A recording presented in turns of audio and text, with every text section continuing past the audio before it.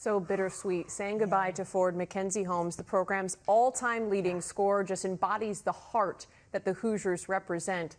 In your eyes, what is the legacy that Mackenzie Holmes leaves behind? A workhorse. I mean, that's exactly what Mackenzie Holmes brought to the table day in and day out, game in and game out. You knew what you were getting with Mackenzie Holmes, and Terry Moran will say as much.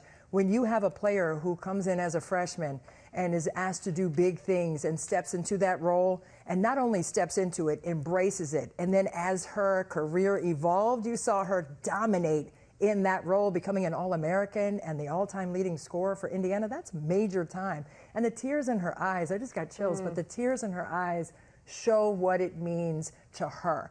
And all of what she did during her tenure, 5 years, not a lot of players come back and stay for their 5th year. She came back. She wanted to run it back. She hadn't been healthy in the postseason. But it's just really great to see that kind of humility, number one, but that kind of emotion. Because a lot of times when you're looking at the transfer portal, was what she was talking about. With the transfer portal, everything has kind of become transactional instead of emotional. And for her to see that emotion, that just means a lot to me. And you have to tip your hat and respect her for everything that she's done and given to the program and the conference and women's basketball.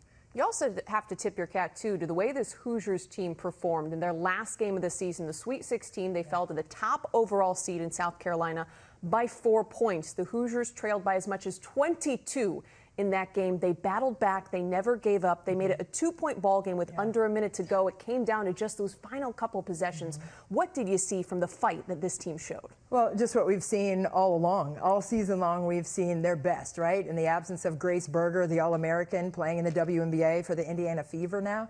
But everyone stepped into a different kind of role. We saw shots falling for Sarah Scalia. We saw everything going right for Chloe Moore McNeil in terms of the defensive prowess that she brought to the table every time. I wouldn't want to put the ball down in her area ever. And then Sydney Parrish, wow, she was draining those triples and just kept Indiana right in that game. But it was just so tough against a team like South Carolina that comes at you in waves and waves. They just couldn't stop that last wave. And Terry Moran even said, if we had about 5 more minutes, things could have been a little bit different because they had gained that much momentum down the stretch, but just ran out of time.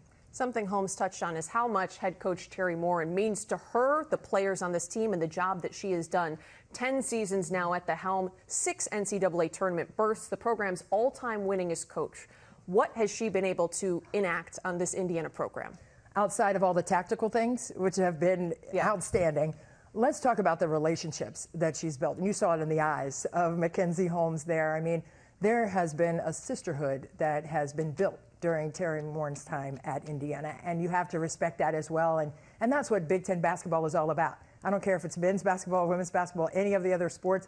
This is what they're going to remember for the rest of their lives. I was just telling you about things that happened years ago because it's March and the memories stay with you. And that's the thing with Terry Moran. I mean, she's taught them more than basketball and X's and O's and pick and rolls. She's taught them about sisterhood and giving the good for the great when it comes to being selfless as a team player. And I think that's what we've seen with Indiana during Terry Moran's time. And that stuff you can't encapsulate and you can't minimize it. I think it's going to last for a lifetime for these young women as leaders in whatever they do next.